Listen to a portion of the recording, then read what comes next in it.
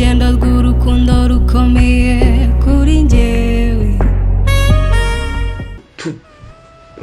Njye ndabona ibi bintu rero uburyo turi kubitwaramo bishobora kuzarangira batwishe n'umuti tutawuhaye ribagize.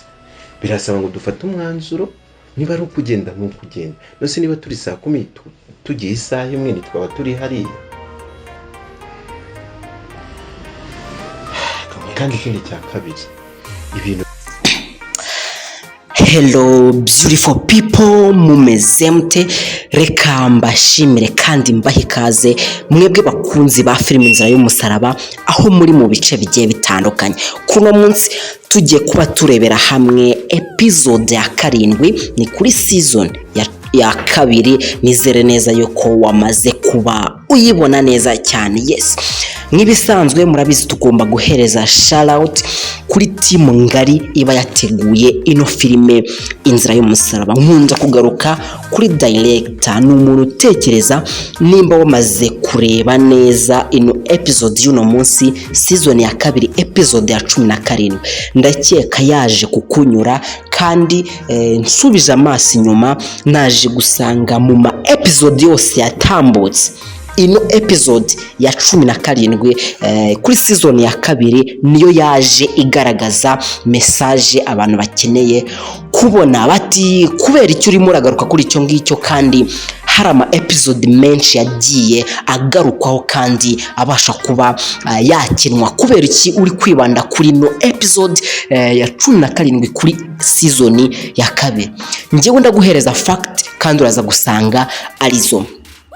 Nyuma yuko tubonye uwo bita Mukanambara yirukanye mu rugo rwe na Rugema, uwo bita Fabiola amuhora kuba yaramuciye inyuma, twaje kubona igikorwa gikomeye.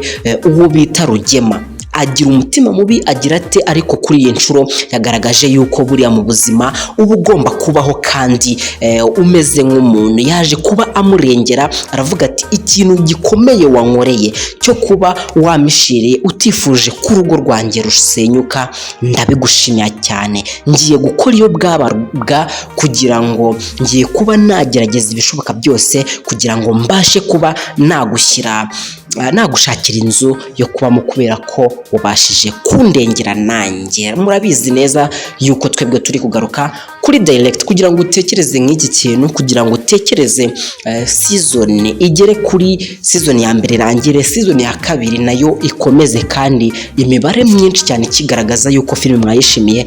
Ni ikintu gikomeye cyane. Mbere yuko dutangirira hamwe ngo tuze turebe incamake ndetse tunarambure tunongeremo ibitekerezo byacu bidasenya, nizere ko maze kujya kuri Big Family TV ifite subscribers nyinshi cyane, kubera ko birashoboka ko amazina kuri YouTube ni ikintu cyemewe. Kuba wagira channel ukayita Isimbi TV, kuba wagira channel ukayita Yago TV Show, kuba wagira channel ukayita Big Family TV, ibyo ni ibintu byemewe mu mategeko ya YouTube. Rero nimukajye muberekarama cyane, ahubwo ujye ureba se ikintu cya original gifite abasubscribers benshi cyane. Nimba ukurikirana filime Inzira y'Umusaraba kuri channel ifite abantu 300,000, uko byagenda kose undi wese uzayifungura ntabwo azageza abo bantu. Rero nizere ko wamaze kuyireba kuri iyo channel. Ni season ya kabiri episode ya 17 yaje kuba imera neza, yigisha abantu benshi. Reka mbahe ikaze mwese muri mu bice bigiye bitandukanye.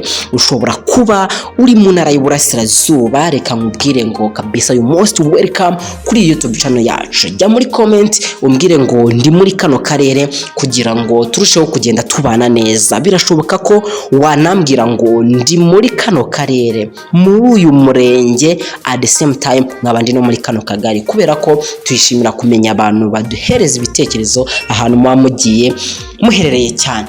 Wowe kandi uri mu ntara y'Amajyepfo, uturere twose uko ari turindwi. Reka mbabwire ngo namwe mbahaye kaze. Nawe ni cya kintu ugomba gukora, jya muri comment ubundi uze umbwire ngo kabisa filime Inzira y'Umusaraba nayikurikiranye ndi muri kano gace. Reka rero nongere guhereza ikaze wowe uri Burengerazuba mu karere ka Karongi, mu karere ka Nyamasheke ndetse na Rusizi. Imibare yanyu iragaragaza yuko mukunda kandi muba munyotewe n'igice gishashya cya filime Inzira y'Umusaraba.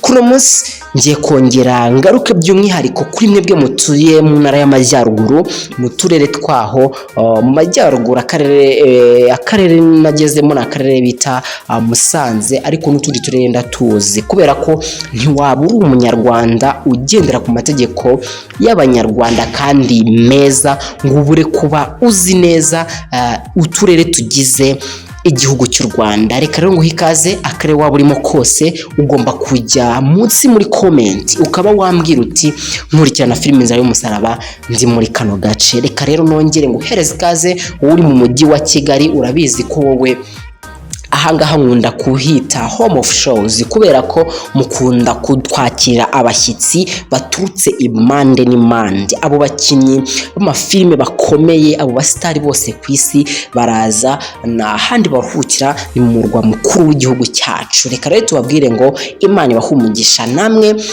kuko na filime Inzira y'Umusaraba ikinirwa hano mu mujyi wa Kigali.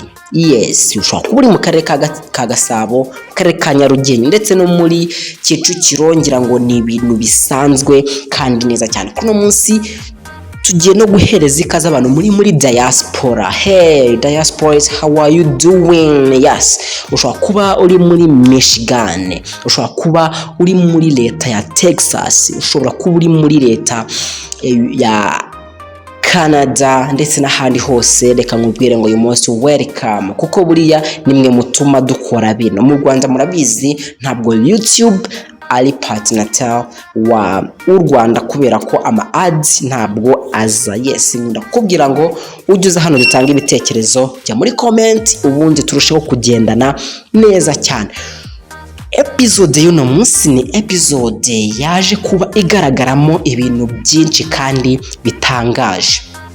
Nyuma yuko muri season ya kabiri kuri episode ya 16 twaje kuba tubona uwo bita Mukanambara abwira Fabiola, amubwira ati nkuko wambwiye ngo ni Rugema waguteye inda, ndashaka kubisubiramo nawe ahari. Ariko uwo bita Fabiola ararucararumira, aravuga ati ntabwo naje kugusenyera, n'ibyabaye ntabwo nari nabyiteze. Kandi koko abantu mubizi neza Rugema niwe wensistaga cyane, akamubwira ati nk'ubu mukuru wanjye ko yanyitangiye mu buzima bwose ni kubera iki namuhemukira. Twaje kuba tubona amusohora ahita namuhereza igikapu amubwira ati mite nkubura hano, ndakubyarutse nubwo ntakubyaye, nta kintu na kimwe nzongera kuguha, ugenda ushaka ahantu ugomba kuba, ntabwo ibi nabyemera. Ni nyuma y'ibihano byinshi cyane bigiye bitandukanye yamuhaye, harimo nko kumufungirana muri toilette. Oh my god, mbega ibintu bitangaje cyane.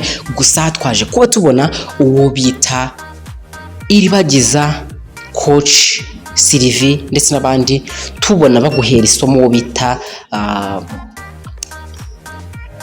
Isimbi, ubwo yageragezaga gutuka papa we ashaka kumusebya. Aramubwira ati uri umukobwa w'ikinyabupfura nyabaki, utinyuka umubyeyi wakubyaye wakureze ugatinyuka ugashaka kumusebya.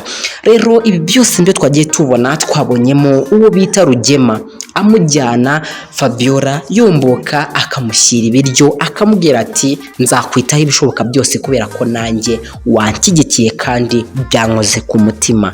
Twaje kuba tubona uwo bita Frank, inshuti ikomeye y'uwo bita Rugema, amara kumubona arimo arasohoka mu kazu k'umuzamu. Aramubwira ati se mbwira usigaye uba hariya cyangwa bimeze bite? Ariko yaje kuba amubwira ati byakomeye, nabaye mushyize hariya kubera ko nabonaga ari cyo cyari ngombwa. Ariko yari yamaze kumuhakanira bikomeye cyane. Uwo bita Emile ndetse na Kamarade ni bamwe mu bantu muri no filime bafite ikintu gikomeye cyane bavuze, kubera ko bafite umuti ukenewe na Iribagiza kugira ngo azabashe kwibuka ibyabaye ku babyeyi be. Ese episode y'uno munsi yagusigiye irihe somo?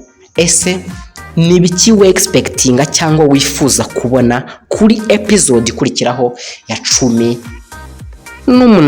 kuri season ya 2? Ngenda bakunda cyane, nimba nkunda nawe bimbwire, ariko nanone nimba utankunda, Imana ikongerera urukundo muri wowe. Nkunda kukubwira ngo Imana iguha amafaranga, iguha ubuzima, ndetse ikirenzeho iguha urukundo, kubera ko urukundo nirwo rwabuze mu bantu kugira ngo ibintu birusheho kugenda neza cyane. Ciao ciao, hasta la vista, ndabakunda cyane.